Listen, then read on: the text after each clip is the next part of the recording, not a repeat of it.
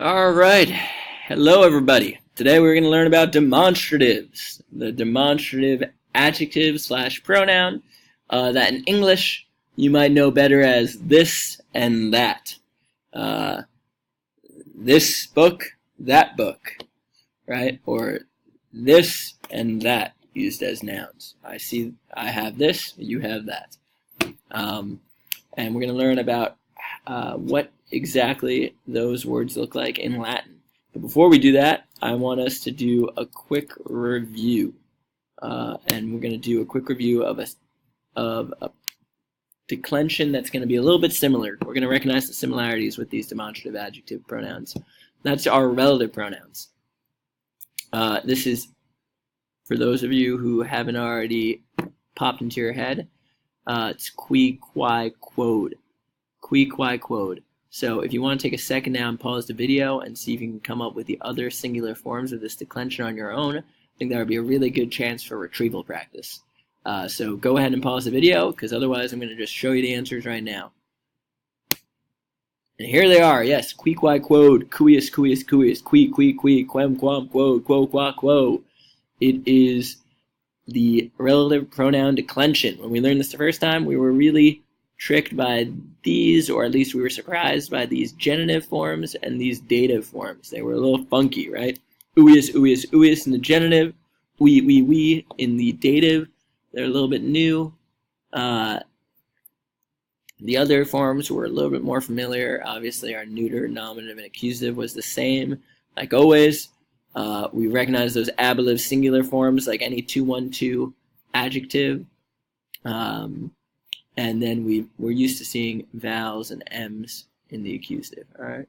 So remind yourself of these forms, because we still definitely need to know them. Our relative pronouns, who, when referring to a person, which, or that, when referring to a thing, and then we have that whole chart, right? Who, whose, to whom, by or with whom, or if it's a thing that it's referring to, which, of which, to or for which, by which, all good things to retrieve. But now we're going to move on to our demonstratives, and here they are. All right, so why did I have you retrieve the relative pronoun declension first? Try and come up with your own. What parts of hic, haec, hoc remind you of qui, qui, quod? And I've highlighted the biggest ones. Yes. Huius, huius, huius. It sounds just like cuius, cuius, cuius. Get good opportunities for some Latin rapping there. I don't know. Think about it on your own time. Come up with something. Let me hear about it.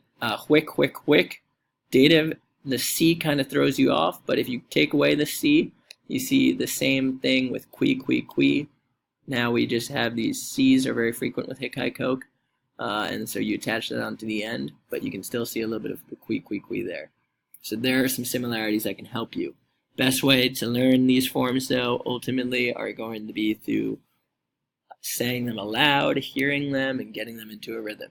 Hic, haec, hoc, huius, huius, huius, whick, whick, whick, hunk, honk, hoc, hoc, hoc, hoc. If you also pointed out the ablative singulars, you can see some similarities as that O, A, O, 2-1-2 ablative singular with C's attached. That would also have been a good thing to point out. The accusative can sometimes be a little tricky. One thing that a former student of mine recommended was thinking of hunk is a term used to objectify men. To call someone a hunk, right? It's objectifying them by their appearance, turning them into an object. And so that's one way to remember that hunk is the masculine accusative singular form. Because we know the accusative does direct object.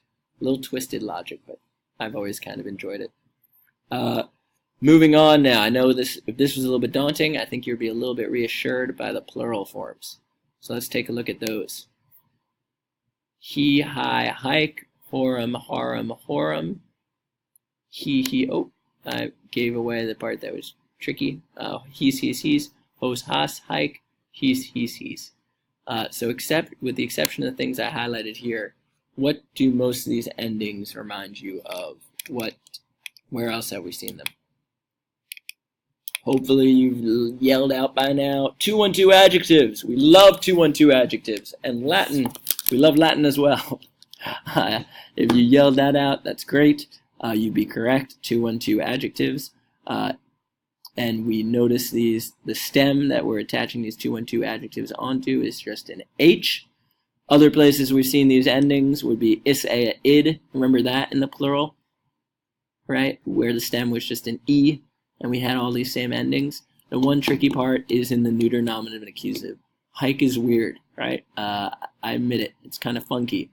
It's a little bit similar to the plural of qui, quae, quod.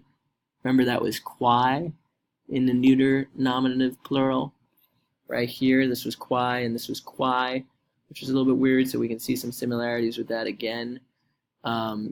Really gaining some familiarity. Hike, weedet, is he sees these things. Using it a couple times in some sentences will help you get used to seeing it as the neuter plural. But again, when you're studying the plural forms, just think of them as 212 adjectives, and then focus in on that neuter. If you can remember he, hi, hike, and you remember your neuter rule, you know that you're also going to have to remember that for the accusative plural. All right, I hope this little walkthrough has helped. Doing the exercises on the portal page will give you a chance to use these same terms and these same forms, and thereby help them become more solidified into your brain, give you a little bit more comfort. All right, so I go take those on now. See you in class tomorrow. Or not tomorrow, I guess, whenever I see you next.